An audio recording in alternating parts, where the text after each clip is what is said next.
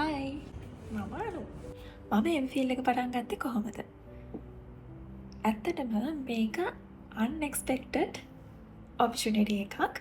මොකද මම මුලින්ම හිතාගෙන හිටියේ බැචලර් එකෙන් පස්සේ මම හිතාගෙන හිටියේ මාස්ටර් වලට අබ්‍රෝඩ් යන්න.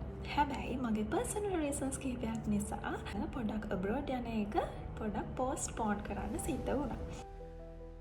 ඒ වෙලාවේ මට හිතුනේ හරි එහෙනම් දැන් ජොබ් එකක් හොයාගෙන වැඩ කරන ගමන් පාර්ට් ටයිම් මාස්ටර්ස් එකක් කරමු කියලා.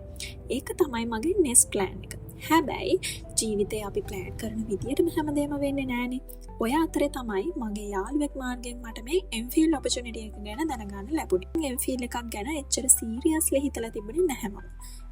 ඒ ඔපචුනිටි එක ගැන හොයලා බලද්දි මට තේරුණා මේක මට රිසර්ච් පැත්තෙන් ගොඩාක් දේවල් ඉගෙන ගන්න පුළුවන් ඔපචුනිටි එකක් කියලා. අන්තිමට මම ඒ ඔපචුනිටි එක ඇක්සෙප්ට් කරනවා. මේ විදියට තමයි මගේ එම්ෆිල් ජර්නි එක පටන් ගත්තේ. හැබැයි එදා මම එම්ෆිල් එක පටන් ගන්න තීරණය කළාට මේ ජර්නි එක මේ තරම් මම වෙනස් කරයි කියලා නම් හිතුවේ නැහැ. මොකද එම්ෆිල් එක පටන් ගත්තට පස්සේ තමයි තේරුනේ මේක ඩිග්‍රී එකක් ගන්න කරන දෙයක් විතරක් නෙවෙයි. මේක රිසර්ච් කරන් ඉගෙන ගන්න එකක්. ක්වෙස්චන්ස් අහන්න ඉගෙන ගන්න එකක්. ප්‍රොබ්ලම්ස් වලට ආන්සර්ස් හොයන්න ඉගෙන ගන්න එකක්.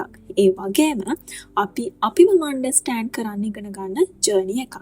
ඒ ගැන මම ඉස්සරහට මේ එම්ෆිල් ඩයරි සීරීස් එකෙන් ඔයාලත් එක්ක ෂෙයා කරන්න. නෙක්ස්ට් එපිසෝඩ් එකෙන් මම කියන්නම් එම්ෆිල් එකක් කියන්නේ ඇත්තටම මොකක්ද සහ මාස්ටර් එකකින් එම්ෆිල් එකක් වෙනස් වෙන්නේ කොහොමද කියලා.